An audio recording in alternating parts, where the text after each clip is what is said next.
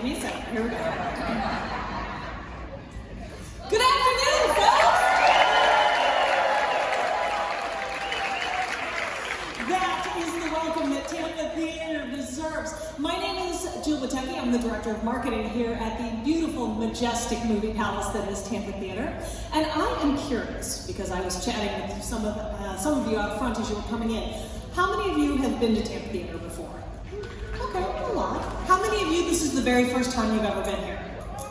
Amazing. Welcome to Tampa Theater. And it's my pleasure not only to introduce the movie today, but to tell all of you, especially you new folks, a little bit about this amazing building that you're sitting in. Tampa Theater has been here on Franklin Street since 1926. We opened our doors on October 15th, 1926 as a silent movie palace. So for the first 3 years of our existence, when you came to see a movie at Tampa Theater, you were seeing that movie in a silent format. But that's kind of a misnomer, because it's not like you came into the room here and you just sat in silence watching the film. It was always accompanied by music. And in our case, that was with an orchestra that was sitting in the orchestra pit that is under the stage where I now stand, and accompanied by a mighty Wurlitzer theater organ. And we're going to talk about that organ a little more in just a bit. But after those first 3 years, talkies came around, we started getting sound pictures, and over the 97 years since, Tampa Theater has remained true to our original mission of film. We are still a movie theater showing brand new movies most nights. In fact, this Friday we're opening Wes Anderson's new movie, Asteroid City. We're really excited about that. But we're also the old theater that shows old movies. That's one of the reputations that we enjoy. And so actually today, you are here for our third film in the series, our Summer Classics movie series. So for 32 years, every Sunday afternoon at 3 o'clock, from roughly Memorial Day to Labor Day, we show classic movies on this screen. This year we are celebrating more than 100 years of filmmaking with those classics. So you all are here for a Summer Classic movie today. 2 years ago, we started working with our friends at Film Tampa Bay. That's the film commission here for the Tampa Bay region. And we started doing a series with them called Film Tampa Bay Presents, where we celebrate filmmaking in Tampa Bay and around Florida. And it's thanks to our friends at Film Tampa Bay that today's screening was able to be free, and that all of us were able to join here today for free. So,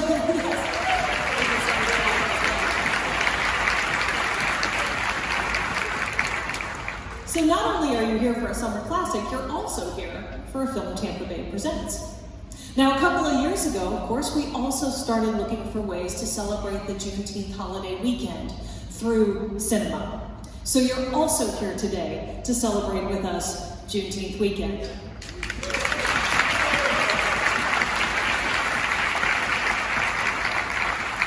And of course, where are all of my dads in the audience? A happy Father's Day to all of you as well.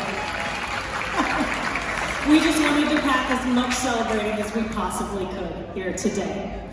So in a little bit, I'm going to tell you just a little bit more about the music that you're going to hear today. But first, I want to introduce a very, very special guest that is with us today to share a few words on why today is so special and so important. So please help me welcome our Hillsborough County representative to the state representatives, Fentress Driscoll.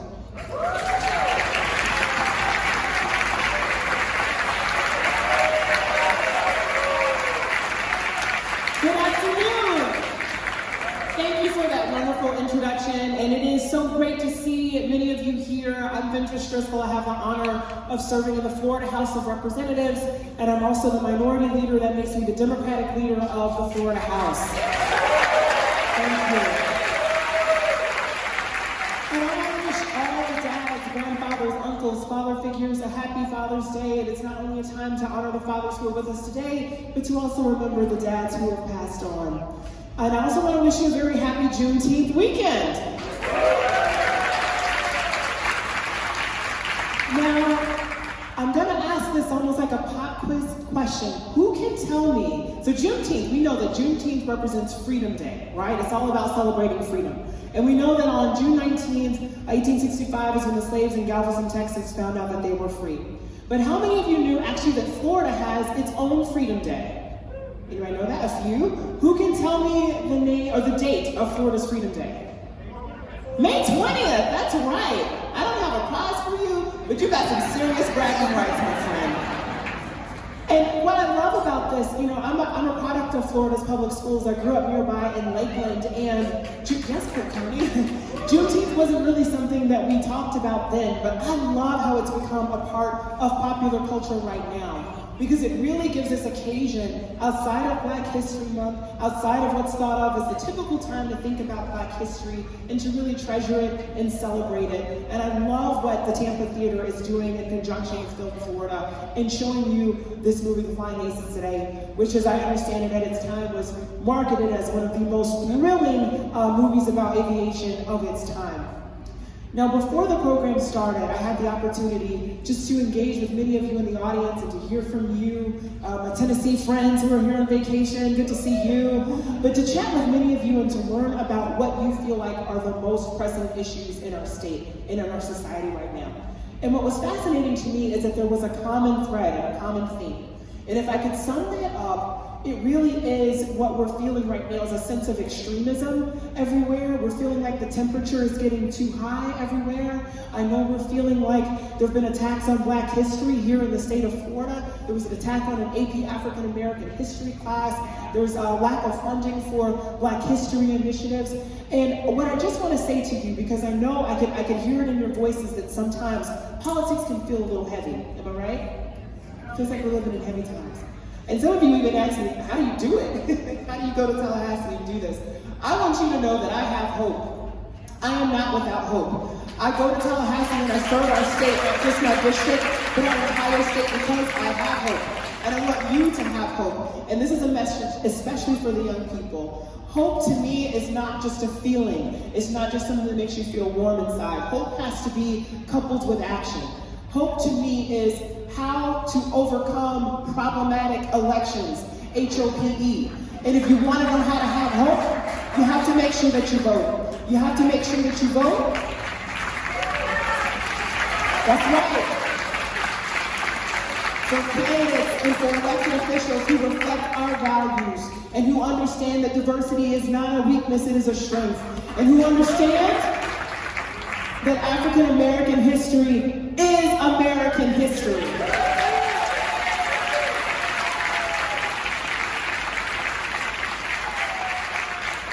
So I just want to thank you so much for being here, for giving up your time on a double holiday weekend to see this movie, to support this beautiful theater, for bringing young people so that they can hear this history and see it, because we know that they truly are our hope. It's been a pleasure being with you today. If there's ever anything I can do to help, do not hesitate to reach out. Thank you so much.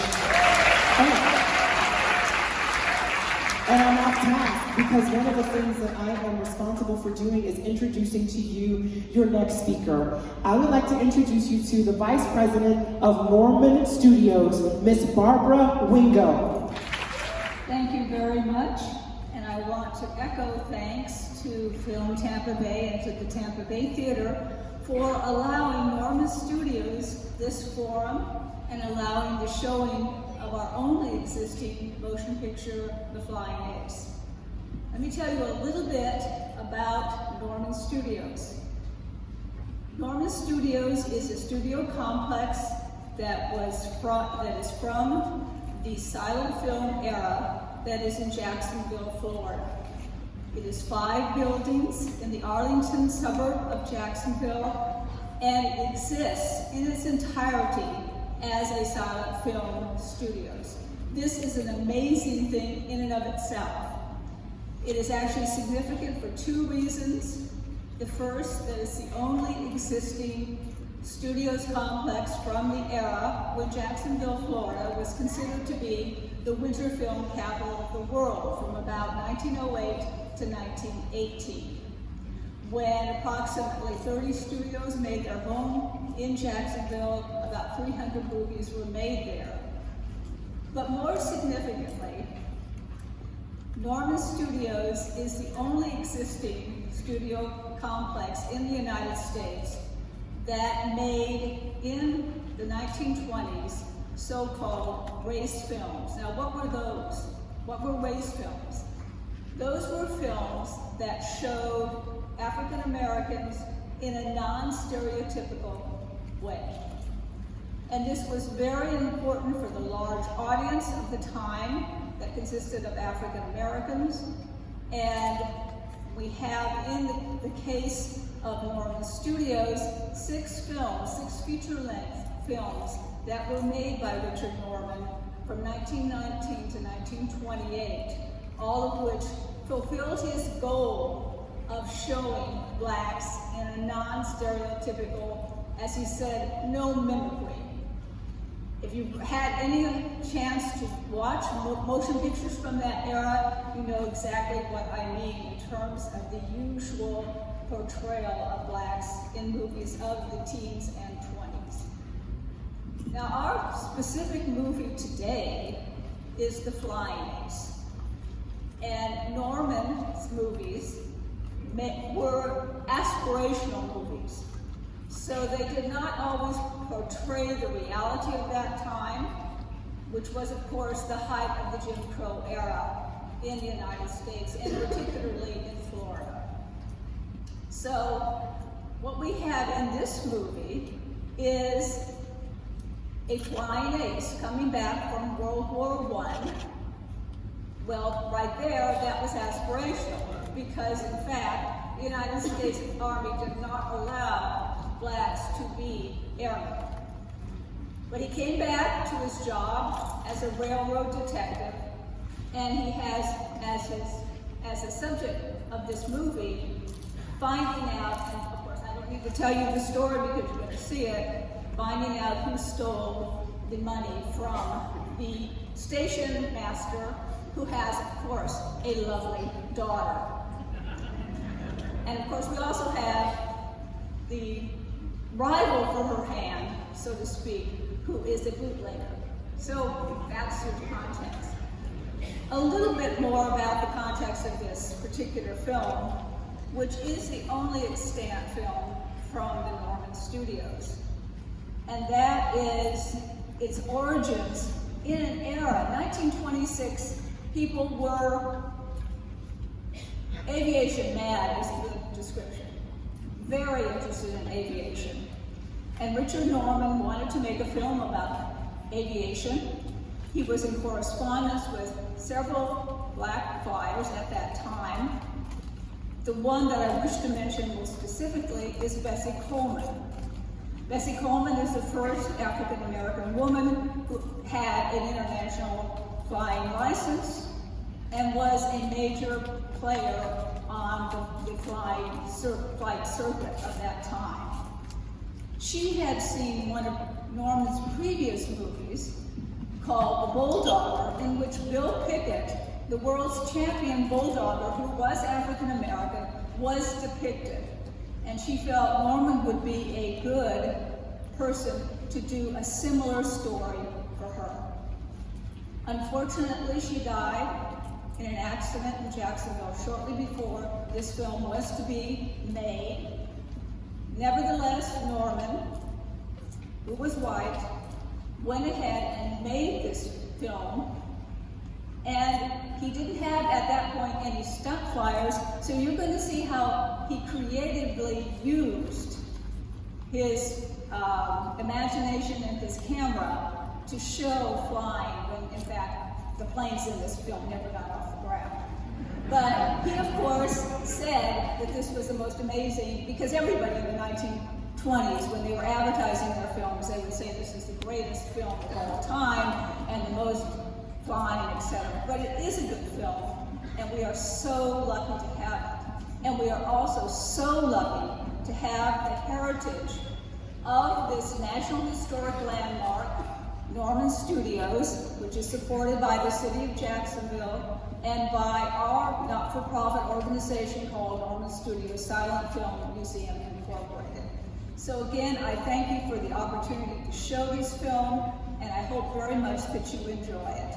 1926 film for a 1926 theater. Thank you, Barbara. Now, after the film, Barbara is going to be back with some other representatives from that silent film museum that she mentioned, some other filmmakers in the region for a moderated panel and audience Q&A. So please stick around afterwards, ask your questions, hear more about this film, and especially those in the balcony. If you want to stay after, come on down and join us on the ground floor, because I'm the one that's going to be running the microphone around for the questions. And y'all are really far away. So come downstairs after the movie if you want to be part of that Q&A. Come up towards the front. Now, as she mentioned, this is a 1926 film in a 1926 movie palace, and we are very lucky to still have our 1926 Wurlitzer Theater organ. Yes, the Wurlitzer deserves that, yes. This is not the organ. I know it's confusing. This is just the control panel. This is the cockpit for the 747. The actual organ is comprised of 1,600 pipes and a couple of bells and whistles, literally, bells and whistles, that are located behind the proscenium here behind me, hidden behind the architecture. This organ was with us on opening day in 1926. It went on a brief 30-year field trip down to Bayshore Baptist Church, and then it was brought back home, reinstalled in its original theater, which means we are one of the only theaters in the country where you can still see a silent film presented exactly how you would have seen it in 1926 when it first came out. And to help make that time travel happen, we are so lucky to have with us today Dr. Stephen Ball, who is our artist in residence here at Tampa Theater. He comes to us these days from Michigan, where he's living now, but Stephen is one of the only remaining theater organists in the country who still has the skill set to write a score for a silent film. There's a lot of people that can play the organ and can play it really well, but it is a special talent to be able to watch this movie, write a score for it, and then perform that score for you live. So as you watch the movie today, at some point, you're going to forget that there is a human being sitting here playing every single note that you're listening to, and that's okay. Stephen considers that a compliment when you forget he's here, because that means he's doing his job and making sure that it brings this film to life. So enjoy our presentation today of The Flying Ace, and please help me welcome Dr. Stephen Ball.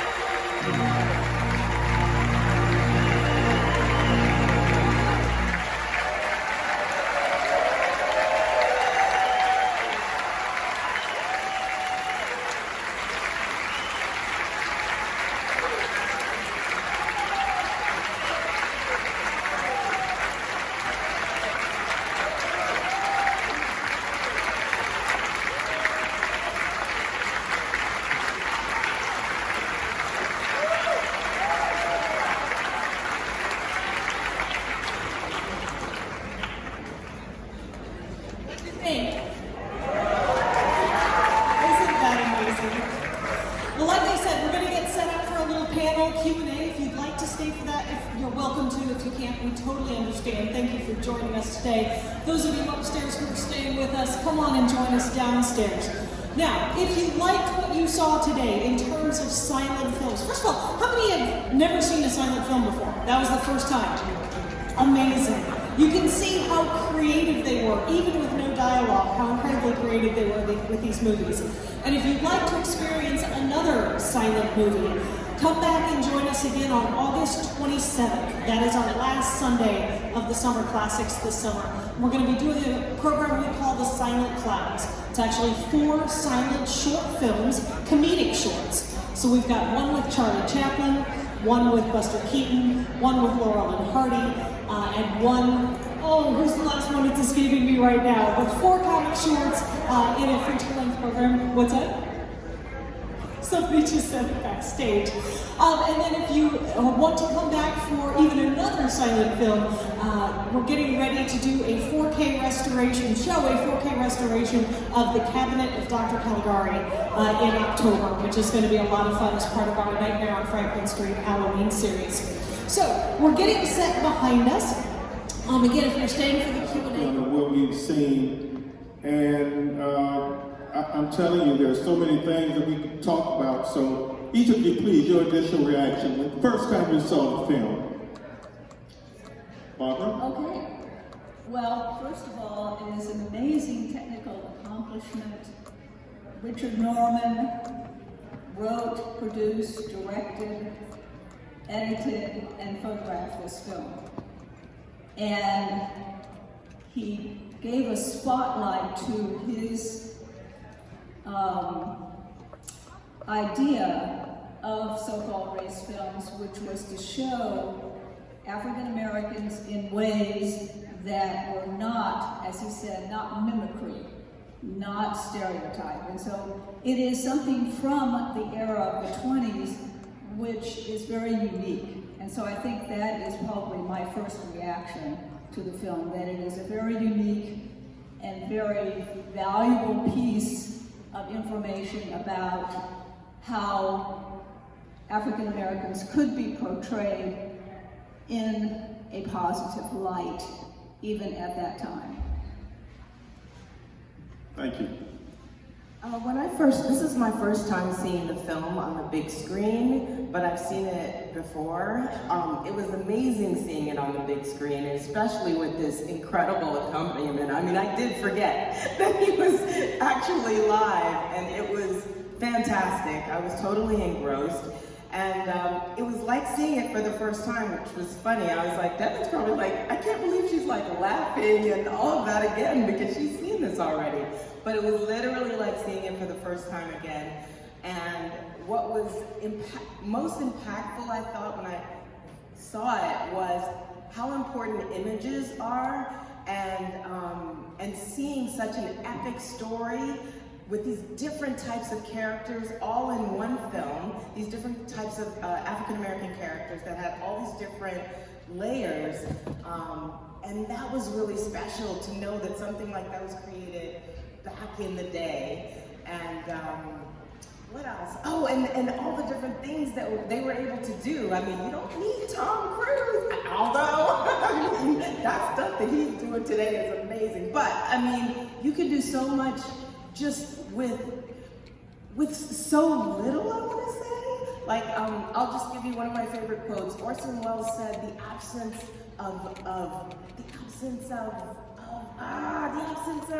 limitation is the enemy of art. And so I feel like when you don't have a ton of money, you have to make things up and figure it out in really incredible ways. And that's what really struck me with this film.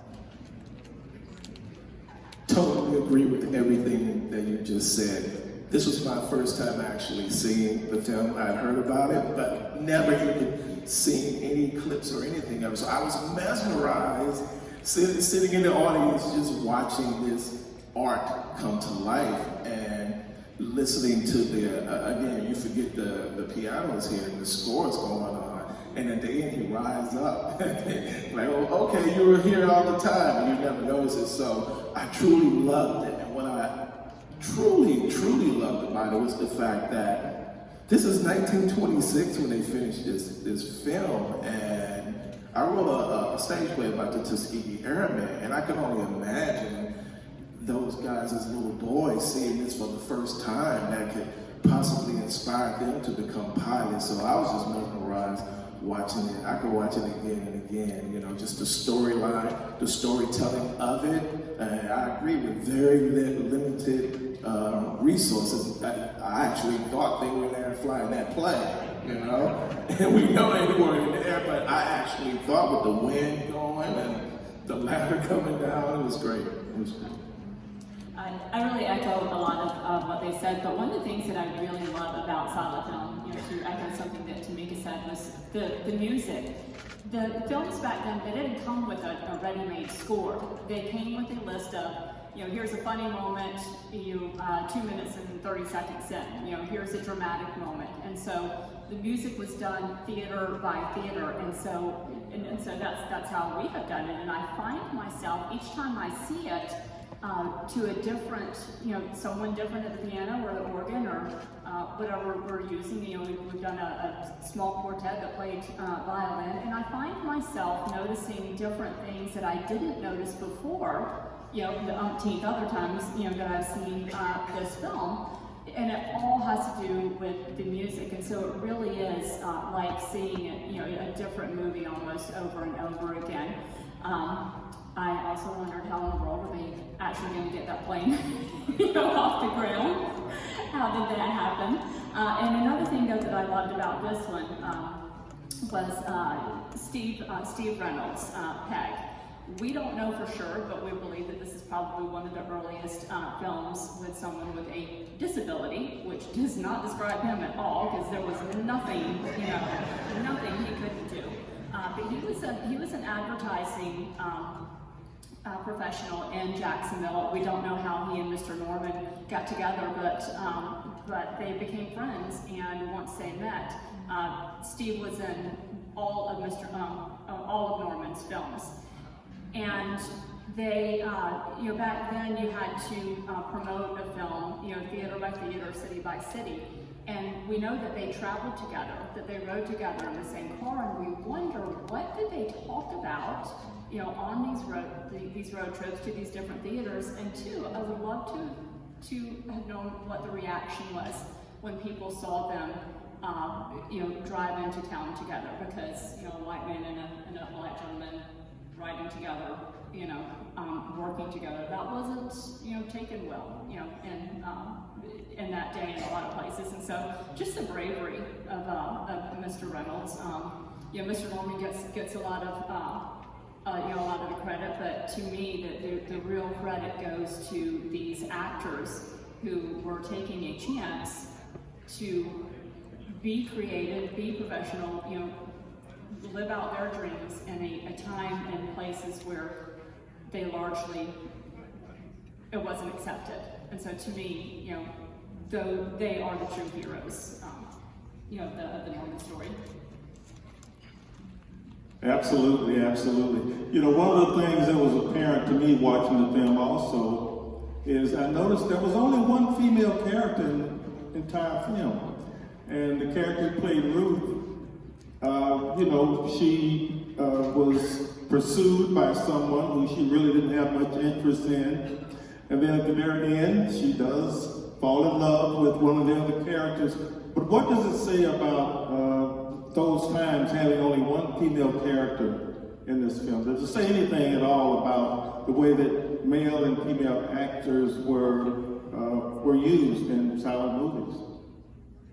Anyone? Well, I do want to say that I mean, yes, there were some slightly stereotypical things about women in it, but what I thought was really amazing was that in a way she got to kind of save herself as well. So she participated in her rescue, and I thought that was really kind of amazing for that time, that she participated in her rescue and that she got to be really independent and powerful in you know, saying what she wanted and what she didn't want and being very clear, you know.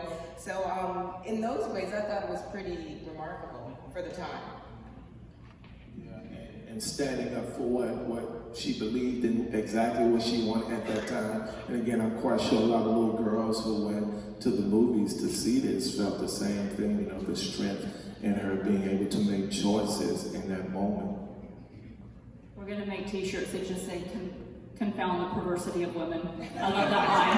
That's my favorite line. I love that. Well, I actually think that the 1920s were a time when you see in movies the independent woman a lot more than you did previously, and then even than you do by the 1940s. It seems to have tapered off. So this is a period, so in that sense, she is in that mold of acting as an independent woman of the 1920s, which again is part of the whole idea of the movie, which is to show these natural interactions of people. And with her character too, you know, based in part on Bessie Coleman, I mean, she certainly had a role model, you know, to model that character after. Including the clothes. Yes, Which are very important. exactly. The one name that many of us may be familiar with, who was called the Dean of Black Silent Film, Oscar Michaud, who did some 40 silent films, and compared to some of the work that he did, how would you rate The Flying Ace? How would you compare it? Anyone? One of the things that we don't know, we know that Mr. Norman and Mr. Michaud, they corresponded. There are letters between the two of them that are held at the Indiana Lilly Library and Black Film Archives. And actually, there was a stage play that was written about those letters. One of the things that is interesting to me is, you know, Mr. Michaud, he was an angry young man, you know, and certainly with good reason. And so he used film to really put out a message. And so some of his films, they're fantastic films. Some of them, though, dealt, I think, with deeper issues and were, you know, sometimes a little bit reactionary.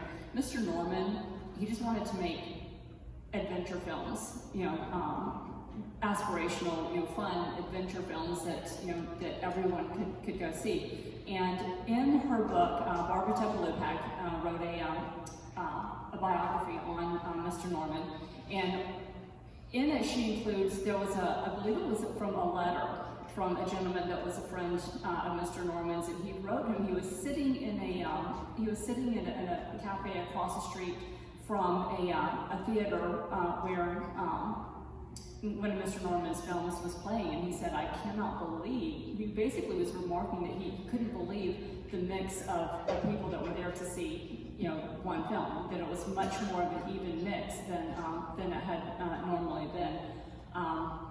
So there were definitely differences between their films, but they were two gentlemen who, you know, were contemporaries. We think were friends, and were coming at. They had a shared mission to give minorities a stronger place in film. But they came at it from very different backgrounds and with very different on-screen results. But what both of them did were effective, you know, in different ways, but very effective. Good. We could also say that I think Mr. Norman and Mr. Michaud and other black filmmakers were attempting to counteract the devastating harm that The Birth of a Nation did in 1915 to the image of black folk and to the soul of white people. Because it really set back what many people were working to resolve. NAACP founded in 1909, Urban League founded shortly afterwards, and black people were trying to organize in a way that they could move forward and show that they were just as worthy as everyone else to contribute to this nation. And then here we have this film in 1915 that demonized pretty much the entire black community. So we had, as I mentioned to a friend earlier, a film that was partially shot here in Tampa, The Birth of a Race, released in 1918. which also was in response to the birth of a nation, and attempting to show that, black people were people. There were good black people and there were black people who did things that were not so good. Sort of what we saw in this film. We saw villains, we saw heroes, we saw the spectrum of black life. So I guess my question is, how was The Flying Ace received by the black audience as compared to the white audience that might have seen it? Well, for me, I can say my reaction to it, seeing it for the first time, was just blown away. I know Oscar Micheaux of his films and his contributions to the film industry, but I didn't know too much about Mr. Norman. So it was fascinating for me just to see the positivity in this film, and not the shucking and jiving that we've seen coming up throughout the 40s and the 50s and those films. So it was amazing for me just to see a true storyline, a true through line of positivity in this particular film. So it was fascinating for me just to see that. I would agree. I felt the same way, and I think what I would say about Oscar Micheaux and Mr. Norman, and even today, is that we need all of it. We need the pure entertainment, love stories. We need the movies that go a little bit deeper or a lot deeper, that make people uncomfortable, ask questions, are thought-provoking. We need all of that, and there needs to be space for all of it, because that's just how we grow, right? So, so I love it all. Just to follow on a little bit from what Devin was saying, Norman's films were very popular with black audiences, but we do know of various instances where white audiences also, particularly with his very first film, The Green-Eyed Monster, which was made in 1919, was extremely popular way into the 1930s, and it was popular with white audiences as well as black audiences. So, I mean, we don't have a lot of statistics, and that will be something that I think we probably should research, because one of the nice things about the Norman legacy is the amount of records that he kept of all of the receipts of all of the theaters that he played his films at. So we have much to do in that regard, but it should be very interesting. Well, I guess I have two questions. One of them is, I have heard of Oscar Micheaux, like most of my life, but I never heard that he was angry, so I never picked up on that. I heard her say that, so I just was wondering, was that in connection with The Birth of a Nation, and that's what's kind of spawned him to keep making movies maybe from his perspective? Is that the connection you were making to that? And then also in Jacksonville, to me, there are so many educational pieces that can be pulled from the silent films, and even the story of how they were made and so forth. Have you all made any connections with like Duval County Schools and their arts department, and really tried to incorporate some of the things that you're seeking to educate everyone about, maybe even putting it into the schools in Duval County? I think it would be very, very beneficial. Yeah, we do go into the schools now and then when they invite us to show the film or show. We get called in a lot. We have a documentary, half-hour documentary called Hollywood East that is really just kind of, I mean, it could be an entire series, but it's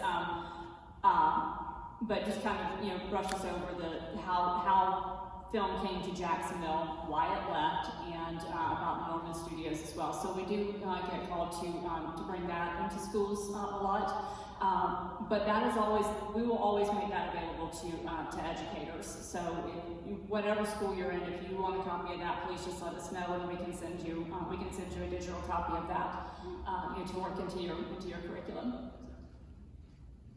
And any comment on the show's attitude or inspiration? I think that was part of the question. Okay, can you clarify that question? Yeah, can you repeat that question? Yeah, I'm sorry. I'm basically saying that, again, I had not heard that Oscar Micheaux was angry. That was never something I heard. And so when you said that, it made me think, what was the basis of his anger? Or maybe I heard you incorrectly. So maybe I need the clarity. Oh, okay. And maybe I said that incorrectly. I just know that he, he was very much about using film to make a statement, because the way that African Americans were treated, the way that they were portrayed, back in the day, March Road was awful. It was awful, and so he really used his films to make political and cultural statements, whereas Mr. Norman was really just kind of making more adventurous type films. But Mr. Michaud, he had a lot to say. He was very passionate about what he had to say, and he used filmmaking to say that. Thank you. Okay, we have another question or comment?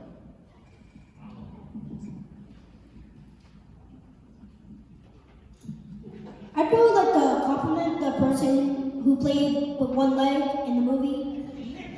It kind of reminded me of the skater for the 20s. Also, how did he ride that bicycle with only one leg and one stick? We don't know how he did half of what he did. He was amazing. We know that just there's some script mentions where we know in one of the films he jumped from rooftop to rooftop. I think he just was passionate about it. It was just his determination. He decided, this is not gonna limit me. I'm gonna find ways around, find ways to do the things that I want to do. And so it really was about how did he do it. I think it was just his passion and his determination and his, refusal to allow anything to limit him. And I think we all can learn from that. Yeah, he clearly was not just an actor, he was also a stunt performer and stuff. Thank you so much for bringing your show to Tampa. I'm from a little old community up the road here called Dade City. I wonder if you could bring your show to Dade City, you'd probably get a good attendance up there, but wouldn't guarantee. But at any rate, I'm a second generation Tuskegee Airman, and I'd just like to say, we don't know how the Tuskegee Airmen were recruited for that program. Notice in the papers tonight, send us your best. How were these people recruited? Did the gentleman, I forget his name, in Jacksonville have a recruiting agency? I don't think so. So where did these people come from?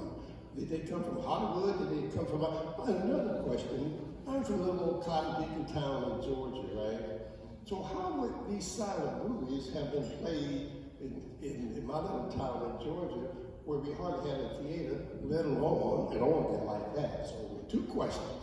How were the actors in the movie recruited? And how would they have this silent movie have played in my little cotton picking town in Georgia? Thank you very much. And thank you for coming to Tampa. And I'm serious about bringing your show to little Dade City up in Pasco County. Thank you very much. Well, I think for the recruiting, we're talking about people, as I mentioned, Lawrence Kreiner and Catherine Boyd from the Lafayette Theater in New York City. So that is where he recruited them. He recruited several other professional actors from that same place, and there was a cadre, not as well known as they should be, of black actors from that time. One of the beefs I had with the Hollywood Heritage Museum was they did not have people like Lawrence Chenault and other people who were black actors in these motion pictures. So that's how they were recruited, but also remember I mentioned that he recruited people locally. I think that one reason Norman grew up in Jacksonville. He left Jacksonville, lived in the Midwest, lived in Chicago, came back to Jacksonville, and I think one of the reasons he came back to Jacksonville in 1919 was the vibrant black culture of that city. And so, therefore, you see people in the films that are from local populations as well. And there was another question that you had about how some of the smaller towns were saying. Oh, well, that one, I mean, you might just have a piano, you might have an organ, And in the larger towns, you might have a symphonic orchestra play with silent films. So it depended on the resources of that particular theater, how much was used. Now, I'm not sure about, we're talking about the Flying Ace, whether it ever had a premiere with a Philharmonic orchestra, I doubt. But certainly it could have had a small orchestra, it could have had an organ, it could have just simply had the local piano teacher playing for the motion pictures. They were never silent. They were never silent. The movie was, part one, part two, part three. Was it a serial? Was it a full length? And was this peculiar to Norman Studios, or was this the way they did it in the silent movies? That was literally because the reels back then only lasted so long. So it was one film, but as reels got bigger, you were able to put more condensed than, but they all came in reels. And back then, they would have to, just unless they had two projectors, they would have to take quick breaks and load those projectors up with the next reel each time. Good question. Six-reeler.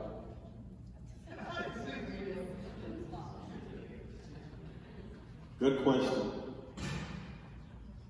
So, Dr. Ball can easily improvise. Of course, I don't know if you watched the movie more than once before you decided what to play.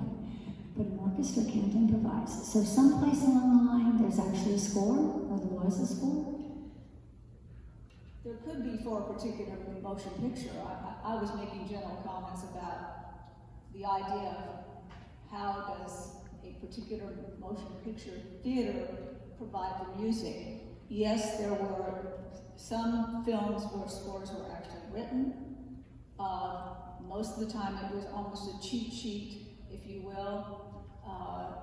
And you could have several people play off of that, and other times it would be improvisation. So there were a variety of ways that you provided the music.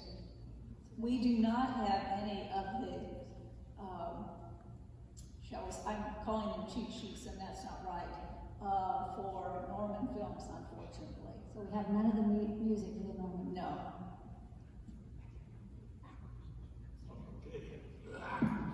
Well, Chris, a comment about the music. I've seen reprints of like these Facebook things. Here's the villain attacking mood and whatever. It's just cues, and you can throw those in. And Dr. Ball did throw in some Schubert. Which he's done before, but that would be what they would do. And of course, the thing about organs, reed organs come to mind. And they were domestic. But usually it's piano, I think. Of course, more big productions add their scores, and some of those have been, rescored and recorded. I'm worried about that. The one question I have about the music, at the end, was the audience expected to sing along in that last song as the damsel picked up the hero?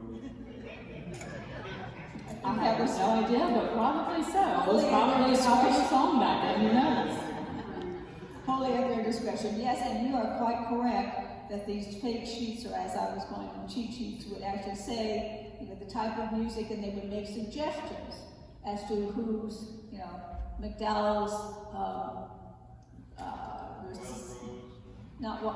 there's one that he does, there's one that's really popular for silent films, that's the sea music, and it's used all the time. So they would put that in so that the pianists who would know these things would have an easier time of it, because one of the things that's different from nowadays, or at least from 50 years ago, is that these films were not shown like for a week. They were shown for a day or 2 days, and that was it. So the pianist or the organist or the orchestral ensemble had to be really nimble at this. One of the great things too that I enjoy about silent film is you can use the music to introduce it to generations that may not necessarily be interested, think they're interested in it. But because we've seen silent films play to hip hop music, to bluegrass, the best Nosferatu I've ever seen was to Rob Zombie music. I don't know much about Rob Zombie's music except that it worked beautifully for that film. And so that's, to me, that's a whole generation of people that never, probably ever would have thought about watching a film like that, except that they know the music and, and the style of music that appeals to them. That's kind of the way that we can reach them. And the comment I'd like to make along with that, notice who led the song at the end of the film. It was Peg, the man with the one leg, who in other films might have been a buffoon. Could have very easily turned into that type character. The man who played the fool, the man who was a nitwit, who was a clown. That was very deliberately done by many people, D.W. Griffith and others, who played on that stereotype. And one of the young men who lived in Tampa at one time, I'm always trying to make Tampa connections, if you notice. Stephen Fetchit lived in Tampa as a young man, and he said in one of his autobiographies, he learned to play the coon looking at how black men in Tampa related to powerful white men. And he perfected it and became, as some people said, perhaps the first black millionaire in Hollywood, because he knew how to play that role, and he did it so well that people loved him for it. And he made film after film after film. That's not what Peg represented in this film. And this was, during silent film, so even before Stephen Fetchit came on the scene. That's what I loved about that character. He really kind of stole the film for me, because he helped solve the crime, he helped capture the bad guys, he serenaded the couple that fell in love at the end of the film. I mean, he was all over this film, but he was not a clown. He was a very valuable member of this story. So beautifully done, the way that this character blended into the whole theme of this film for me. That's one of the takeaways I got from it. So very different from the way we saw black people in other films where they had to play these very demeaning roles. Not Peg, he was just the opposite.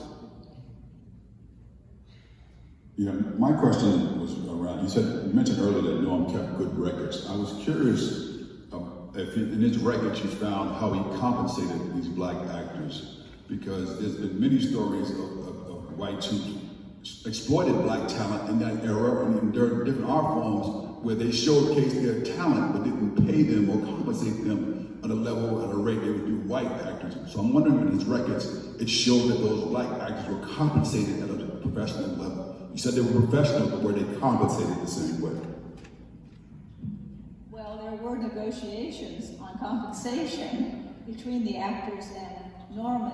Norman, who was doing all of this, of course, himself, so he could not compensate as you would have compensated someone in Hollywood. So I think the compensation was fair and certainly agreed upon by all the parties. As Mr. Norman and his films, kind of rose in prominence, black actors, some of the top black actors of the day would actually reach out to him and say, I want to be in one of your films. And so you can see some of their letters back and forth where they and their managers and Mr. Norman negotiated back and forth on things like that. It's and I believe that Indiana's Black Film Center and Archive and their Lilly Library, I believe they have digitized everything. So you should be able to go online and look up and see some of those documents and some of that correspondence. I do think it is significant that Bessie Norman actually wrote to him asking him to make a film about her, and that she wanted to be in that film. So I think he had a lot of credibility by 1925 with the actors and with the community. And so I think that is important.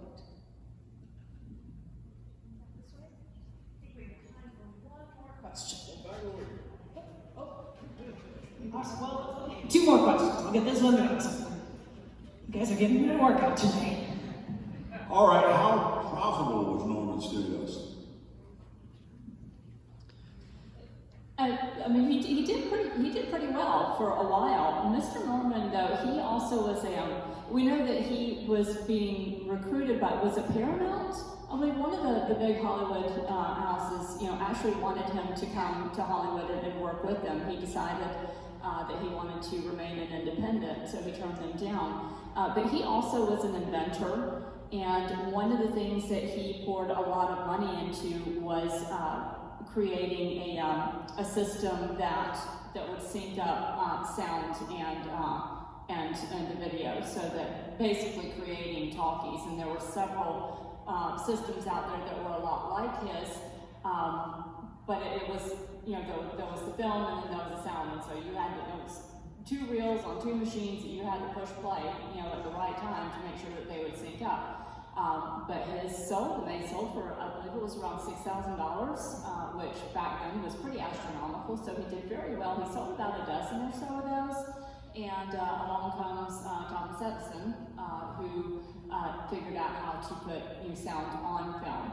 And so as soon as that happened, Mr. Norman's system and all those like him, all his competitors, were immediately obsolete. And so he took a big financial hit with that, and that was his, so his last film was in 28, I believe. And from there, after that happened, he switched gears and did a lot more of film distribution. So he did pretty well. We don't know what the exact numbers are, but he did very well until that hit. Well, Edison did quite well. Questions for this story? What theaters would that movie have played in Tampa? Oh God, maybe the Central Theater. I'm not sure exactly the year the Central opened, which is the Black Theater on Central Avenue. It would not have played at any of the white theaters. Not in 1926. Not for black people to attend. Well, my question I'm getting at is I didn't know what the black theaters were in Tampa. Oh, okay. Yeah, the Central Theater opened first on Central Avenue. Later on came the Lincoln Theater, named for Abraham Lincoln. And in West Tampa, the George Washington Carver. But that didn't open until I think like the maybe early 40s. So there were not a lot of options for black people in 1926 in Tampa. So it would have probably been the Central Theater if it had shown anywhere at all. We'll look that up because that would be in his records. Exactly the theaters he showed them are certainly in his records. And he had listings of all the black theaters that existed. He did not live a lavish lifestyle. He lived in the studio buildings. And so, not the movie mogul that you might think of. Last question. First of all, I have to say thank you for all your information. Thank you for taking the time out of your Sundays here, because for me, it was a great trip from Brooksville. Wife truly enjoyed it. We both came out of St. Pete from many, many years ago, and I wondered if it played in St. Pete because back in the early 50s, there was a theater on Central Avenue, but there was also one that had closed down, but it was over on about 16th, maybe 9th Street, somewhere over there. I was wondering if it played over there also. I was also curious, but my curiosity is going to take me to another day, because I plan to go to Jacksonville. We're from Indiana originally, so I plan to visit up there. I'm curious about Norman's motivations of when he started and what brought him to this equation to bring this to an audience other than maybe monetary, because I think it's pretty important stuff. So thank you very much. Well, I think he had a heart for race relations, but I think he also saw that this was going to be a growing niche. We were talking about, in his time, was the first, couple of generations of African Americans who had not been enslaved and who were building wealth for themselves and wanted to be able to go out on the town, have dinner, see a film, and so I think he did see it, as a growing, revenue source that that he enjoyed. But also, like I said, he did have a heart for race relations, and we see that in some of the letters that he wrote between him and Mr. Michaud. I would just agree with that. It was a money-making proposition because he did not go into it to lose money. And he was living in Chicago, making films on his own at that point. And this was something that within that milieu, Chicago was a new branch, shall we say, a growing branch, because actually race films started even before Birth of a Nation, a growing branch of filmmaking that he decided to enter into. But I do think there was clearly an element of trying to improve race relations. His family had that idea as well, so I think that was part of his motivation, which I think is reflected in the fact that he returned to Jacksonville and was able to do it in Jacksonville. Well, with that, can we have a nice hand for our panel? Thank you all so much. Give yourselves a hand. Thank you, Jim T. We hope you enjoyed this presentation. I certainly want to thank the Tampa Theater for hosting us, for inviting us to be a part of your weekend, and God bless. We'll see you later.